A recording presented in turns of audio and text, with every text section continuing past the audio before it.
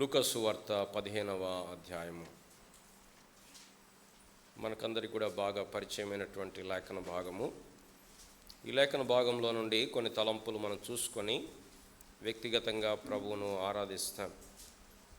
లూకా సువార్త 15వ అధ్యాయం, లూక్స్ గాస్పెల్ చాప్టర్ 15.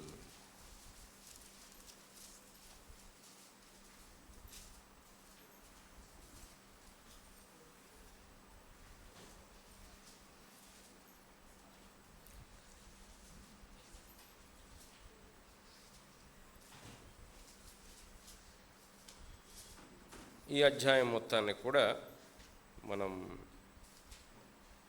ఒక వచనం నేను, ఒక వచనం మీరు మార్చి చదువుకుందాం. ఒకప్పుడు సమస్తమైన సుంకర్లను పాపులను ఆయన బోధ వినుటకు ఆయన దగ్గరకు వచ్చుచుండగా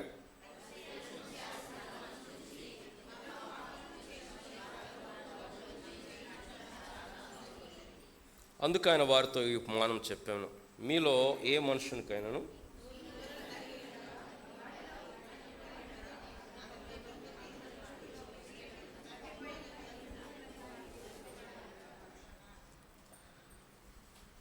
అది దొరికినప్పుడు సంతోషంతో దానిని తన భుజముల మీద వేసుకొని ఇంటికి వచ్చి తన స్నేహితులను పొరుగువారిని పిలిచి,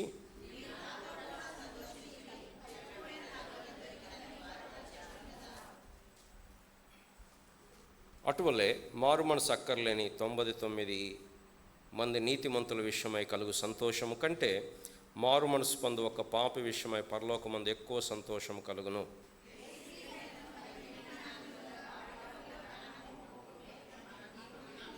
వెలిగించి ఇల్లు ఊడ్చి అది దొరికినప్పుడు తన చెలికెత్తెలను పొరుగువారిని పిలిచి, నాతో కూడా సంతోషించుడి, నేను పోగొట్టుకుని నా నాణెము దొరికినదని వారితో చెప్పును కదా.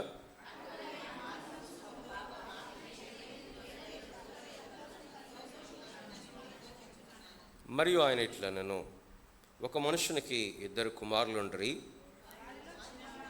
తండ్రి, ఆస్తిలో నాకు వచ్చు భాగ్యం ఇమ్మని తన తండ్రిని అడగగా అతడు వారికి తన ఆస్తిని పంచిపెట్టను. కొన్ని దినములు అయిన తర్వాత ఆ చిన్న కుమారుడు సమస్తమును కూర్చుకొని దూరదేశమునకు ప్రయాణమైపోయి అతడు తన ఆస్తిని దుర్వ్యాపారం వలన పాడు చేసెను.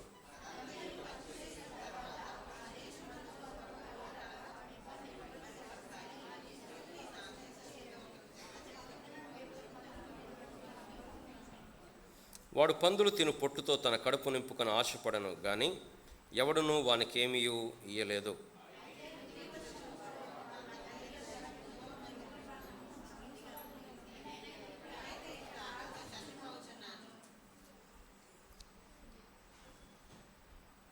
నేను లేచి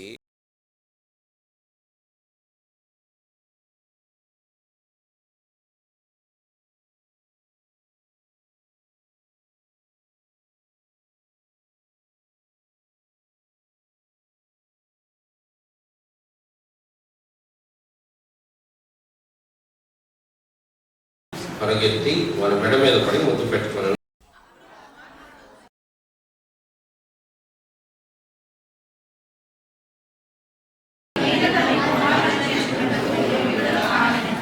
అయితే తండ్రి తన దాసులను చూచి ప్రశస్త వస్త్రమును త్వరగా తెచ్చి వీనికి కట్టి వీని చేతికి ఉంగరం పెట్టి పాదములకు చెప్పులు తొలగించుడి.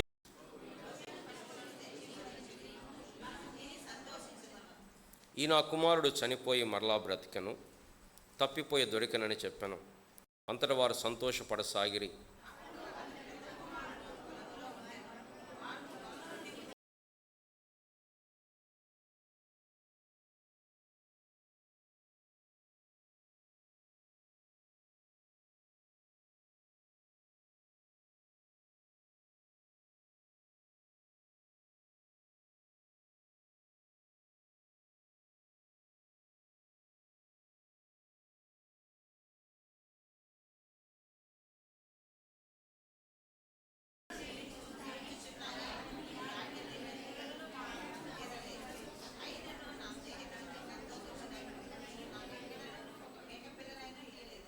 అయితే నీ ఆస్తిని వేశ్యలతో తినివేసిన ఈ నీ కుమారుడు రాగానే వీని కొరకు కొవ్విన దూడను వధించుత్వని చెప్పెను.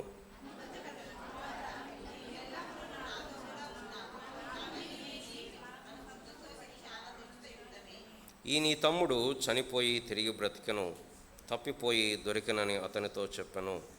ప్రభు యొక్క సహాయం కొరకై మనం ప్రార్థన చేసుకుందాం. ప్రేమ కలిగిన మా ప్రియ పరలోకపు తండ్రి, చదవన్న వాక్య భాగం ద్వారా మీరు మాతో మాట్లాడుతారండి. ఈ పునరుత్థాన దినమున నీ యొక్క సంఘముగా, నీ యొక్క శరీరముగా మేము కూడి వచ్చి ఆరాధించే సమయం మీ నామమునకు మహిమకరంగా, మా యొక్క జీవితాలకు క్షేమాభివృద్ధికరంగా మీరు అనుగ్రహించండి. ఆత్మతో సత్యముతో నీకు అనుకూలమైన, నీకు అంగీకార యోగ్యమైన జిహ్వా ఫలము మా జీవితములను సజీవ యాగముగా నీకు సమర్పించడానికి కృప చూపించండి. వచ్చిన వారిని బట్టి వందనాలు, స్తోత్రాలు. ఇంకా మార్గ మధ్యంలో వారిని తోడుకొని రండి. మెట్టుకు ప్రభా మేమందరము కలిసి ఆత్మతోటి సత్యముతోటి నేను స్తుతించి ఆరాధించటానికి మీరు మాకు సహాయం చేయండి. నిలబడుచున్న మీ దాసుడు బలహీనుడు, అయోగ్యుడు, అపాత్రుడు కనుక మీరు కనికరించి మీ కృప చొప్పున ఆదుకొని బలపరచండి, సహాయం చేయండి. ఈ దిన పరిచర్య అంతట్లో కూడా మీ సహాయం కొరకై మీ సన్నిధికి వస్తుంటుండగా దేవా, నీవు సహాయం చేస్తే తప్ప మనుషులముగా మేమేమి జరిగించలేమని చెప్పుకుంటుండగా మీరు కనికరించి కృప చూపించమని, పరిశుద్ధాత్మిక సహాయము ద్వారా నీ పరిచర్య, నీ వాక్యం వెలువరించబట్టానికి కృప చూపించమని మమ్మల్ని జ్ఞాపకం చేసుకుని మన యేసు ప్రభు నామని ప్రార్థించి అడిగి వేడుకుంటున్నాము తండ్రి.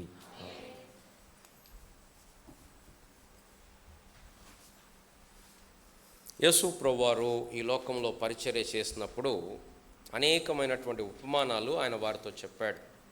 ఒకచోట సువార్తికుడు రాస్తాడు, ఉపమానము లేకుండా వారితో ఏమీ బోధించలేదు అని చెప్పాడు. ఆ ఉపమానాల్లో చాలా ఉపమానాలు లూకా సువార్తలో ఎక్కువ రాయబడ్డాయి. మనం చాలాసార్లు చెప్పుకున్నాం, యోహాను సువార్తలో ఉపమానాలు లేవు, అక్కడ ఎలగోరీస్ ఉన్నాయి.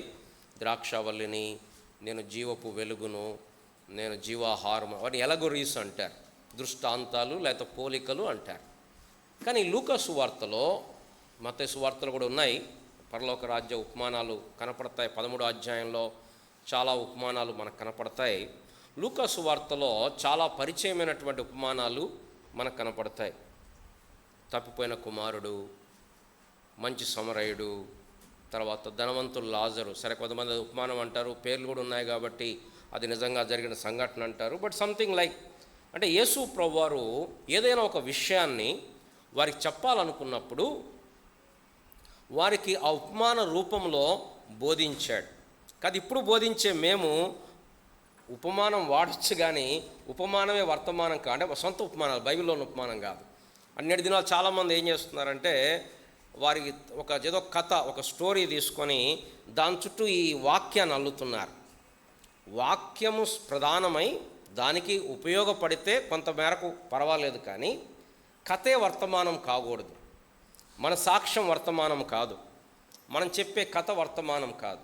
మన ప్రధానమైనటువంటి లంగరు ఏంటి అంటే దేవుని యొక్క వాక్యం. ఇక్కడ యేసు ప్రభువారు వారికి అర్థం కావటానికి ఆయన ఉపమానం చెప్పేవాడు. కొన్ని ఉపమానాలు చాలా డీటెయిల్డ్గా యేసు ప్రభువారు వివరించాడు, కొన్నిటికి పెద్ద ఎక్స్ప్లెనేషన్ ఇవ్వలేదు. అయితే ప్రాముఖ్యంగా మన ఉపమానాలు ధ్యానించినప్పుడు గమనించాల్సింది ఏంటంటే ఈ ఉపమానము ద్వారా ఆయన ఏం చెప్పాలని ప్రయత్నం చేస్తున్నాడు. What is the main point of this parable? ఏం చెప్దామని. ఉదాహరణకి వారు విసుగకుండా ప్రార్థన చేయాలని ఒక ఉపమానం చెప్పాడు. ధనాపేక్ష గల పరిసయ్యులు వారు ఇలా అపహసిస్తుంటే ఉపమానం చెప్పాడు. ఇట్లా ఆ ఉపమానం యొక్క కాంటెక్స్ట్, ద మెయిన్ పాయింట్ ఏంటి అనేది అర్థం చేసుకోకపోతే మనం డిఫరెంట్ ట్రాక్లో పడి. ఇక్కడ మనకి 3 ఉపమానాలు కనపడుతున్నాయి. చాలా పరిచయం, చాలా చిన్నప్పటి నుంచి వింటాం. ఇదో గొప్ప ప్రమాదం అనిపిస్తుంది నాకు. ఎప్పుడైతే టూ మచ్ ఫెమిలియారిటీ ఉంటుందో we lose the essence of it. ఇదంతా మాకు తెలుసులే, మనం విన్నదే కదా, చాలాసార్లు విన్నదే కదా, చాలా మనకు తెలిసింది. ఇది చాలా ప్రమాదం మన ఆత్మీయ జీవితంలో. సరే, ఈ చాలా పరిచయమైనటువంటి 3 ఉపమానాలు ఏంటి? ఉపమానాలు: తప్పిపోయిన గొర్రె, తప్పిపోయిన పోగొట్టుకొనబడిన నాణెం, తప్పిపోయిన కుమారుడు. ప్రోడిగల్ సన్, తప్పిపోయిన కుమారుడు. ఈ 3 ఉపమానాలు చెప్పిన సందర్భం మనకి మొట్టమొదటి 2 వచనాల్లో రాయబడుతూ ఉంది. ఎందుకు చెప్తున్నాడు యేసు ప్రభువారు ఇక్కడ? యేసు ప్రభువారు ఆయన చెప్తున్న ఉద్దేశం అంటే, చాలాసార్లు మనం తప్పైన కుమారుడు ఉపమానం ఎలా తీసుకుంటామంటే, దేవుని ప్రేమ, దేవుని కృప, దేవుడు ఎలా సమకూరుస్తాడు, నిజమే ఆ పాయింట్లు దాంట్లో లేవని కాదు. కానీ యేసు ప్రభువారు చెప్పిన ఉద్దేశం ఏంటి అంటే, అక్కడ యేసు ప్రభువారు బోధిస్తున్నప్పుడు యేసు ప్రభువారు పెద్ద పెద్ద అధికారులను, ప్రధానులను, యాజకులను, పండితులను వాళ్ళని తీసుకొచ్చి తన పక్కన కూర్చోబెట్టుకోవాలా. వాళ్ళని కూడా తీసుకొచ్చి రండి మనం అంతా కలిసి చేద్దాం, మీరంతా మంచోళ్ళు అని చెప్పి మనం కూర్చోబెట్టలా. యేసు ప్రభువారు ఎవరితో ఉండేవాడు అంటే, సుంకర్లతోటి, పేదలతోటి, పాపము చేసిన వారితోటి. చాలా యేసు ప్రభువారి మీద వీళ్ళకున్న కంప్లైంట్ ఏంటంటే, పరిసయ్యులు, శాస్త్రులు వీరు చాలా నిష్ఠ కలిగిన వారు, వీరు చాలా భక్తితో జీవించేవారు. వారు ఎంత భక్తి అంటే, యేసు ప్రభువారు అన్నాడు, పుదీనాలో జీలకర్రలో 10% ఇస్తారు. పుదీనాలో అంత భక్తి అన్నమాట. యేసు ప్రభువారు అన్నాడు, దోమలు వడియగట్టి ఒంటెలు మింగేవాళ్ళు మీరు అన్నాడు. దోమలేమో వడగడుతున్నారు, అదే సమయంలో ఒంటెలు మింగేస్తున్నారు. అంటే వీళ్ళ భక్తి పై కనపడుతుంది. ఈ భక్తిలో వాళ్ళు ఏం చేస్తున్నారంటే, యేసు ప్రభువారి మీద వారికి ఉన్న పెద్ద కంప్లైంట్ ఏంటంటే, ఈయన మమ్మల్ని పక్కన కూర్చోబెట్టుకోవాలా, మేము మంచి భక్తిపరులం, సమాజం అందరిలో మేము చాలా మంచి నిష్టగా ఉన్నాం, పరిశుద్ధంగా ఉన్నాం, మేము చాలా ఉపవాసాలు చేస్తున్నాం, మేము మందిరంలో పనులు చేస్తున్నాం, ఈయన కూర్చోబెట్టుకుని మాతో కూర్చోవాలి, ఎప్పుడు మమ్మల్ని పిలవాలా? ఈయన ఏం చేస్తున్నాడు? పోయి పాపులతోటి, సుంకర్లతోటి, ఎవరినైతే తోసివేస్తారో, ఎవరినైతే నెట్టివేస్తారో, ఎవరినైతే ఈ పరిసయ్యులు నన్ను ముట్టుకోవద్దు నేను స్పెషల్ అంటారో, నా దగ్గర రావద్దు నేను స్పెషల్ అని వీళ్ళు అంటారో, అలాంటి వాళ్ళని యేసు ప్రభువారు హక్కున చేర్చుకుంటున్నాడు. ఆ చేర్చుకునేటప్పుడు వీరు ఏం చేస్తున్నారంటే, సనుగుతున్నారు. ఏంటి అని ఇట్లా చేస్తున్నాడు? జక్క ఇంటికి వెళ్ళాడు, అక్కడ సనుగుతున్నారు. పాపాత్మురాలైన స్త్రీ వచ్చింది, కన్నీళ్లతో ఆయన పాదములు తుడిచింది. ఏంటి వ్యక్తి, ఈయన నిజంగా ప్రవక్త అయి ఉంటే ఆ పాపాత్మురాలను తెలియదా? తెలిసి కూడా ఆమె దగ్గర రానిచ్చాడేంటి? వాళ్ళకి పైకేమో యేసు ప్రభువారి పాపులారిటీని బట్టి, యేసు ప్రభువారి యొక్క అద్భుతాలను బట్టి పిలుస్తున్నారు, ఇంటికి పిలుస్తున్నారు. అయ్యా రండి, యేసు ప్రభువారు మా ఇంట్లో భోజనం చేయండి అంటున్నారు. యేసు ప్రభువారు వెంబడబోతున్నారు. కానీ లోపల వాళ్ళు ప్రభువు మీద సనుగుతున్నారు. ఏమని? ఈయన మాతోనే ఉండాలి, మేము మంచోళ్ళం, మాతో ఉండాలి, కానీ ఈయన ఎవరితో ఉంటున్నాడు? ఆ పాపులతో ఉంటున్నాడు. ఆ సందర్భంలో వాళ్ళ నిజమైన స్థితి చూపించటానికి యేసు ప్రభువారు ఈ 3 ఉపమానాలు చెప్తూ వచ్చాడు. మనం డీటెయిల్గా స్టడీ చేయలేము మనకున్నటువంటి కొద్ది సమయంలో. ఆరాధన కొరకై కొన్ని తలంపులు మాత్రం మన ముందు చూస్తాం. కానీ ఈ 3 ఉపమానాలు they have the same theme. ఒకటే థీమ్, ఒకటే అంశం. పోగొట్టబడినది దొరికింది, గొప్ప సంతోషము కలిగింది. దాదాపుగా ఈ 3 ఉపమానాల్లో సంతోషం అనే మాట చాలాసార్లు రిపీట్ అవుతుంది. Almost all 10 times. సంతోషించిరి, సంతోషించిరి, సంతోషపడసాగిరి, సంతోషించిరి. ఎవరు సంతోషిస్తున్నారు? ఎవరు సంతోషించాలి? యాక్చువల్గా రక్షించబడిన పాపి సంతోషించాలా? అబ్బా ఎంత గొప్ప రక్షణ దొరికింది అని. దొరికిన గొర్రెపిల్ల సంతోషించాలి. అబ్బా నేను మరలా మందలోకి వచ్చాను, నేను మరలా కాపరి దగ్గరకు వచ్చాను అని సంతోషించాలి. తప్పిపోయిన నాణ్యం సంతోషించాలా? అబ్బా నేను మరలా యజమానురాల్ని చేరుకున్నాను అని. తప్పిపోయిన కుమారుడు సంతోషించాలా? అబ్బా నా జీవితం మళ్ళీ పందుల పొట్టు నుంచి నా తండ్రి ఇంటికి వచ్చాను, నా తండ్రి నన్ను సమకూర్చాడు, నాకు ఉంగరం పెట్టాడు, చెప్పులు తొడిగించాడు, ప్రశస్త వస్త్రం తొడిగించాడు, నన్ను మరలా నా స్థానానికి రెస్టోర్ చేశాడు. అబ్బా ఎంత గొప్ప సంతోషం. కానీ ఇక్కడ ఆ సంతోషం గురించి రాయబడలా. ఇక్కడ దేవుడు సంతోషిస్తున్నాడు, పరలోకం సంతోషిస్తుంది.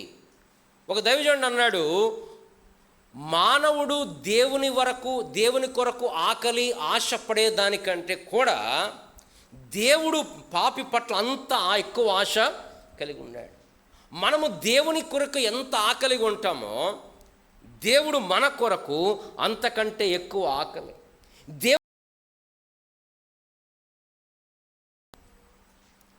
గొర్రె పోయింది, దొరికింది. ఓవర్ఫ్లోయింగ్ జాయ్ అంటే తనొక్కడు సంతోషించడం కాదు, చుట్టుపక్కల పిలుస్తున్నారు, రండి నాతో సంతోషించండి, రండి నాతో సంతోషించండి, నా గొర్రె దొరికింది. ఆ యజమానురాలు, కాయం దొరికింది, రండి నాతో సంతోషించండి. తప్పైన కుమారుడు తిరిగి వచ్చాడు. ఈ తండ్రి, అరే ఎవరు గనపడలే కొన్ని రోజులు అనలే. గొప్ప సంతోషం, అందరితో వాయిద్యాలు, గొప్ప కొవ్విన పొటేలు వధించబడింది, గొప్ప ఉత్సాహము. పరలోకము మన పట్ల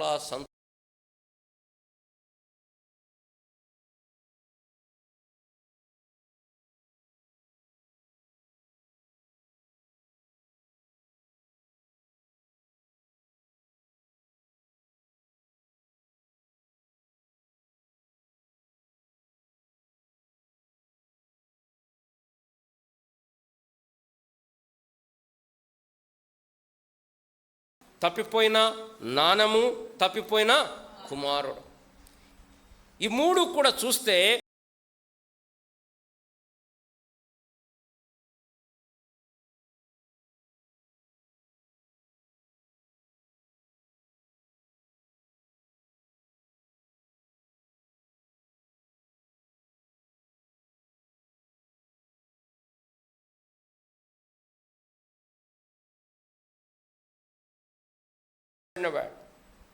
గొర్రెలు అక్కడ నెంబర్ కౌంటింగ్ చూస్తే 100లో ఒక గొర్రెపిల్ల తప్పిపోయింది. దాని తర్వాతకు వచ్చేసరికి అంటే 1% తప్పిపోయింది. నాణ్యంకి వచ్చేసరికి ఆ 1% కాస్త ఏమైంది, 10% అయింది కదా, 10లో 1 అయిపోయింది. ఇంకొంచెం ముందుకు వస్తే 2 కుమారులు, ఒక ఎంత పర్సంటేజ్ అంతా 50%. అక్కడేమో ఫస్ట్ 1% తప్పిపోయే సంఖ్య 10%కి వచ్చింది, తప్పిపోయిన సంఖ్య 50. అంటే ప్రోగ్రెషన్. సరే, మొట్టమొదటిగా మనం చూస్తే గొర్రెలు తప్పిపోయినాయి. బైబిల్ చాలాసార్లు మనల్ని గొర్రెలుగా చెప్తూ ఉంటుంది. మనమందరము గొర్రెల వలె త్రోవ తప్పితిమి. గొర్రెకు చాలాసార్లు మనం డిస్కస్ చేసుకున్నాం.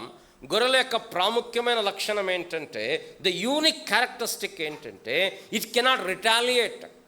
ఎదురు తిరగలేదు, పొడవలేదు, తెలివి లేదు. తప్పిపోతే తనంతట తాను యజమానుని దగ్గరకు వచ్చే తెలివి లేదు. ఇప్పుడు బర్రెలు కానీ ఎడ్లు కానీ లేకపోతే అవి పోతే మళ్ళీ తిరిగి వస్తాయి, కొంచెం వాటికి తెలివి ఉంటుంది. కుక్కలు అయితే అసలు ఎంత దూరం పోయినా తిరిగి వస్తాయి. చాలా జంతువులకి ఆ తెలివి ఉంది. కానీ అస్సలు తెలివి లేని, నిస్సహాయమైన, foolish, vulnerable creatures, prone to wander, తప్పిపోయే స్వభావం ఉన్నది. కనుక బైబిల్ చెప్తుంది, మనమందరము గొర్రెల వలె తప్పిపోతామే. అదేదో తప్పిపోవాలని ప్లాన్ చేసి కాదు, దానివల్ల కాదు. ఇక్కడ 99 గొర్రెలు ఉన్నాయి, కానీ ఈ గొర్రె ఎక్కడికో తప్పిపోయింది. వెళ్ళొద్దామా, దానివల్ల అయ్యేది కాదు. నువ్వు నేను కూడా ఇలాంటి పాపస్థితిలో ఉన్నప్పుడు దేవుడు మనల్ని చూశాడు. రోమాపత్రిక 5వ అధ్యాయంలో మనం చదువుతాం, మనం ఇంకనూ పాపులమై ఉండగా, మనం ఇంకనూ బలహీనులమై ఉండగా, మనం ఇంకనూ శత్రువులమై ఉండగా, మనం ఇంకనూ భక్తిహీనులమై ఉండగా. కనుక మన స్థితి ఏంటంటే, we were utterly helpless in our fallen nature. ఆదాములో మనమందరం తప్పిపోయినాం. ఎంత తప్పిపోయినామంటే, ఇప్పుడు మనంతట మనం లేచి నా యజమానుని ఇల్లెక్కడా అని వచ్చే స్థితి మనలో లేదు. కాబట్టే ఆ యజమానుడు ఏం చేశాడు, ఈ 99 మంది వెతుకుతూ ఉన్నాడు.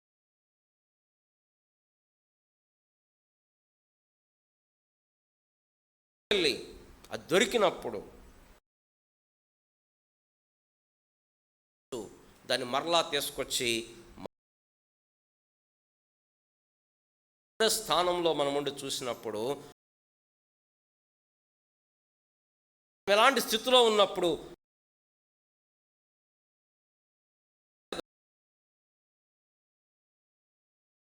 బాగలేదు, నేను పాపంలో ఉన్నా, నాకు నచ్చ.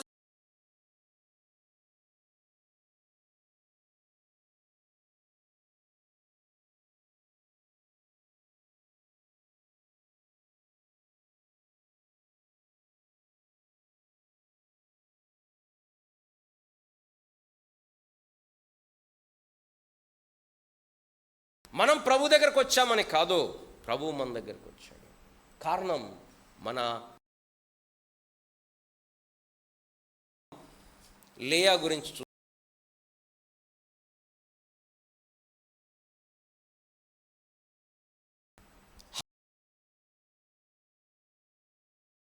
చూచాడు. ఆమె పేరు నన్ను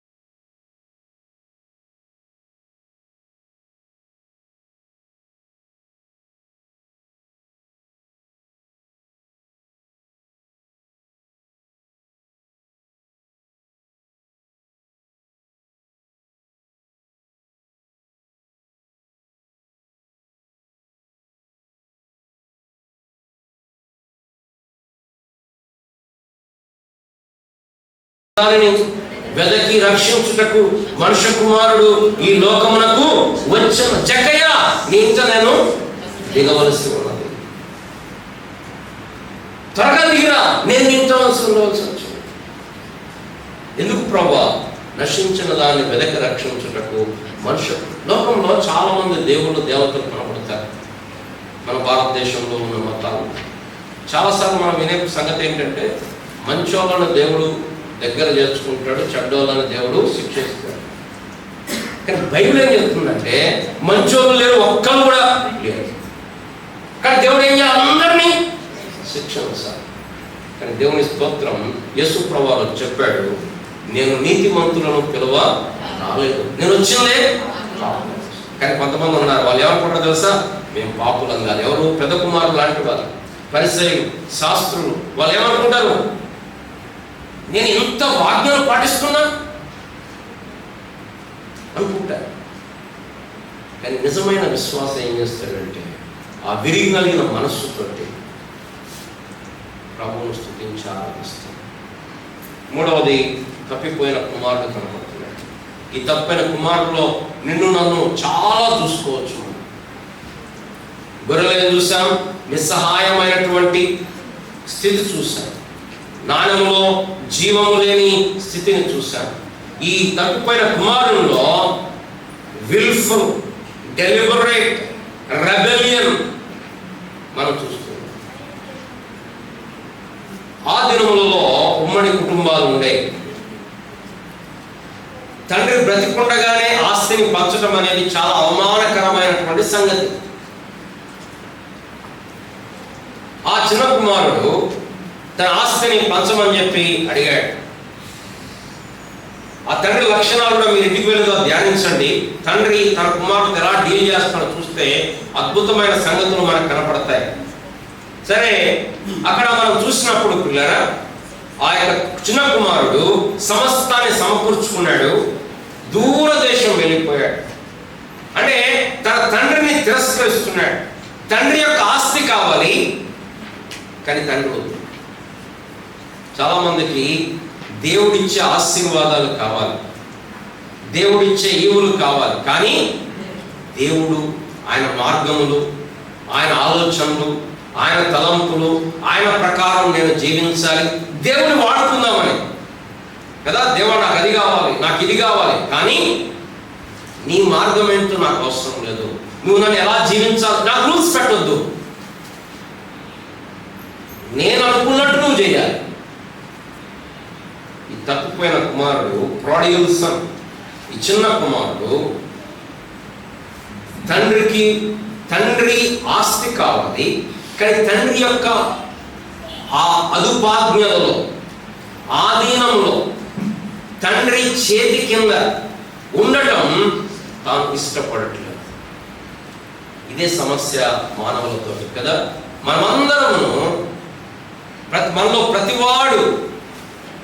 ప్రతివాడు ఏమైంది, తనకిష్టమైన త్రోవకు, మనకేం కావాలంటే మనకిష్టమైన త్రోవ కావాలి. We all have our own way. We don't want to be under the yoke of God. దేవుడి కింద ఉండడం, కొంత మన పైన ఒక కాడి మొయ్యటం మనకి ఇష్టం ఉండదు. మన ఏంటండి, నా ఇష్టం, నాకు ఏది అనిపిస్తే నేను చేస్తాను. కానీ చాలామంది ఎవరు చెప్తుంటారు, నీ మనసుకి ఏది నచ్చితే అది చేయి, నీకు ఏది అనిపిస్తే అది చేయి. బైబిల్ అలా చెప్పట్లా. మనకి ఏది అనిపిస్తే అది చేయటం నిజమైన స్వాతంత్రం కాదు.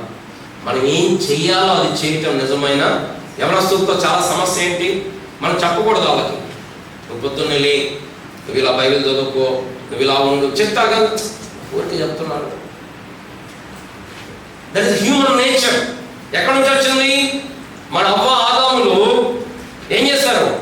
వారికి ఇబ్బంది లేదు. అక్కడ ఏదేదో తోటలో వారికి సమస్య లేదు, వారికి ఏం ఇబ్బంది లేదు, వారికి కష్టం లేదు, వారికి బాధ లేదు, వారికి ఎక్కడ దుఃఖం లేదు.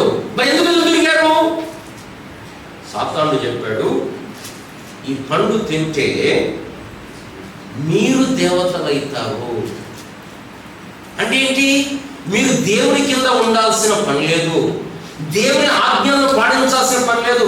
You can make your own rule, you can make your own constitution, you can make your own rules, set of rules. That's what the human desire. We don't want to be confined to God's box.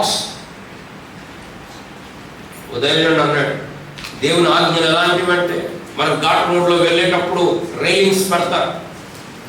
ఈ అడ్డంగు పెట్టాను, దూకుతా అంటే దూకు, ఏమవుతావు? లోయలో పడిపోతావు. కాబట్టి మన human nature ఏంటంటే, we don't want anybody to control us. నాకు అనిపిస్తుంది, it's always blessed to be in that God's box, because that is the most safest thing that can occur to us. ఆదాము వాళ్ళు ఏంటంటే, they wanted freedom. అది freedom కాదు, అది simple freedom. ఆ కుమారుడు తండ్రి ఎదురు తిరిగాడు. అంటే నీ నాయకత్వం నాకొద్దు, నీ ఆజ్ఞలు నాకొద్దు, నీ కంట్రోల్లో నేను ఉండను. అంత మాత్రమే కాదు, దూరదేశం వెళ్ళిపోయాడు. ఇశ్రాయేలు మనం బిగ్ పిక్చర్ చూస్తున్నాం బైబిల్ స్టడీలో. ఆ కోవనెంట్, అబ్రహాంతో చేసిన కోవనెంట్లో, గొప్ప జనము, ఈ దేశాన్ని నేను ఇస్తాను, నీవు ఆశీర్వాదముగా ఉండు. ఈ మూడిట్లో దేశము అనేది వారి నిబంధనలో చాలా ప్రాముఖ్యమైన భాగం. God wanted them to live in that particular country. మీరు ప్రపంచంలో ఎక్కడైనా ఉండండి అనలేదు. ఈ దేశాన్ని నేను మీకు ఇస్తున్నాను, ఈ దేశంలో మీరు ఉండండి, ఇక్కడ నా కనుదృష్టి ఉంటుంది. కానీ పాత నిబంధనలో ఆ దేశాన్ని విడిచిపెట్టడం, it is not a blessing, it is a curse కదా. నయోమి ఆ దేశాన్ని విడిచిపెట్టి వెళ్ళిపోయాడు. యోసేపు ఆ దేశాన్ని విడిచిపెట్టి ప్రధానమంత్రి అయ్యాడు ఐగుప్తులో. కానీ చనిపోయినప్పుడు ఏం చెప్పాడు? మీరు మళ్ళా వెళ్ళకండి కనానికి, ఈ ఐగుప్తు చాలా బాగుంటుంది, ఇక్కడే ఉండండి అలా. దేవుడు మిమ్మల్ని దర్శిస్తాడు, నా ఎముకలు మరలా అక్కడికి తీసుకెళ్ళండి. ఎందుకు? అది వాగ్దాన దేశం. నువ్వు ఇక్కడ ప్రధానమంత్రి అయినా అక్కడ గొర్రెల కాపరిగా ఉండడం శ్రేష్టం. ఎందుకు? అది వాగ్దాన దేశం. ఈ చిన్న కుమారుడు వాగ్దానము, నిబంధన, నాకొద్దే నిబంధన, నాకు ఈ ఆశీర్వాదాలు ఇవ్వనొద్దు, నేను ఎక్కడికి పోతాను? ఎక్కడికో వెళ్ళిపోతాను.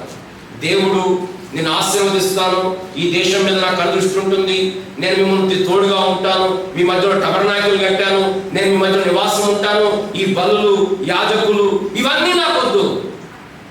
దూరదేశం వెళ్ళిపోతాను. నిబంధనను తృణీకరిస్తున్నాడు యవనస్తుడు. కానీ ఏం జరిగింది మనకు తెలుసు. దుర్వ్యాపారం మొత్తం పాడైపోయింది. ఈ కేమ్ టు సర్టన్ స్టేట్. ఎక్కడ పోయాడు? పోయి ఆ దేశస్తులలో ఒకని చెంత దాసునిగా చేరాడు. ఇక్కడ కుమారుడు దూరదేశం వెళ్ళిపోయాడు, అక్కడ దాసునిగా చేరాడు. ఇంకా వర్స్ సిచ్యువేషన్ ఏంటంటే, ఆ దాసునిగా చేరిన తర్వాత పందులు మేపటానికి వెళ్ళాడు. పాత నిబంధనలో ఇశ్రాయేలులో కొన్ని జంతువులు వారు తినకూడదు, కొన్ని జంతువులు ముట్టుకోకూడదు కూడా. అపవిత్రమైన జంతువుల జాబితాలో ఈ పందులు కనపడతాయి. కాబట్టి సెరమోనియల్లీ ఈజ్ అన్క్లీన్, అపవిత్రుడైపోయాడు. పందుల పొట్టుతో కడుపు నింపుకుందాం అనుకున్నాడు, కానీ అది కూడా వానికి. కానీ దేవుని స్తోత్రం, అక్కడ రాయబడుతూ వచ్చింది, వానికి బుద్ధి వచ్చి. మొట్టమొదటి ఉపమానంలో గొర్రెను వెతుక్కుంటూ వెళ్ళాడు యజమానుడు. రెండవ ఉపమానంలో నాణెమును వెతికింది, జాగ్రత్తగా వెతికింది. కానీ ఇక్కడ తండ్రి వెతుక్కుంటూ వెళ్ళలేదు, తండ్రి ఎదురు చూస్తున్నాడు. ఎందుకు? ఈ కుమారుడు ఇష్టపూర్వకంగా, ఉద్దేశపూర్వకంగా, బుద్ధిపూర్వకంగా తిరుగుబాటు చేసి వెళ్ళిపోయాడు. ఈ తిరుగుబాటు చేసిన వాడు రావాలి. ఆ బుద్ధి వచ్చినప్పుడు వాడికి వచ్చిన ఆలోచన ఏంటంటే, నా తండ్రి ఇంట్లో అనేక మంది సేవకులకు, పనివారికి భోజనం దొరుకుతుంది, ఇక్కడ నేనేమో చచ్చిపోతున్నాను. కాబట్టి తను అనుకున్నాడు, నా తండ్రి దగ్గరికి వెళ్తాను, నా తండ్రి దగ్గర ఒప్పుకుంటాను. ఏమని ఒప్పుకుంటాను? నేను పరలోకానికి విరోధంగా, నీకు విరోధంగా నేను పాపం చేశానని ఒప్పుకుంటాను. నీ కుమారుడు నడిపించుకున్నకు this is what the worship means. I am not worthy. తప్పిన కుమారుడికి ఆరాధన ఏంటంటే, ప్రభా నేను యోగ్యులను కాదు. పెద్ద కుమారుడు ఆర్గ్యుమెంట్ ఏంటి? నేను యోగ్యుడిని, నువ్వు నాకు ఇయ్యలే. చాలాసార్లు క్రైస్తవులను మనం కూడా దేవునితో ఆర్గ్యూ చేస్తాం. ఐఎమ్ వర్తీ ప్రభా, నేను మంచోడిని, నేను ఉపవాసం ఉన్నాను, నేను మందిరంలో పరిచయం చేస్తున్నాను, నేను భక్తిగా ఉన్నాను, నాకు ఎందుకు ఇవ్వను, వాళ్ళకి ఎందుకు ఇచ్చావు, నేను మంచోడిని. ఇది పరిశీలన తత్వం. కానీ ఈ తప్పైన కుమారుడు కన్ఫెషన్లో మెయిన్ పాయింట్ ఏంటంటే, ఐఎమ్ నాట్ వర్తీ. ప్రియమైన దేవుని పిల్లారా, మన ఆరాధనలో ప్రాముఖ్యమైన అంశం ఏంటంటే, ఉండాల్సిన అంశం ఏంటంటే, నేను యోగ్యుడను, ఏం చేసిన యోగ్యుడు.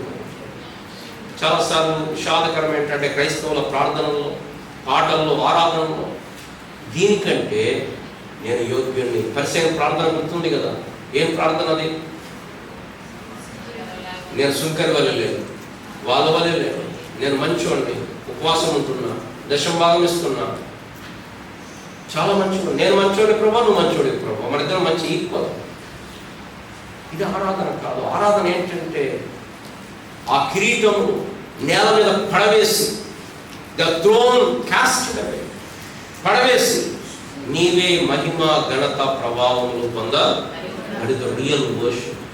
నేను యోగ్యులను కాను, నువ్వు నన్ను కుమారుడు, నేను కుమారుడే, కానీ నేను ఎంత తప్పిపోయానంటే నీ కుమారుడు అనిపించుకున్నటకు నేను యోగ్యుడను కాదు అని చెప్తాం అనుకొని బయలుదేరాడు.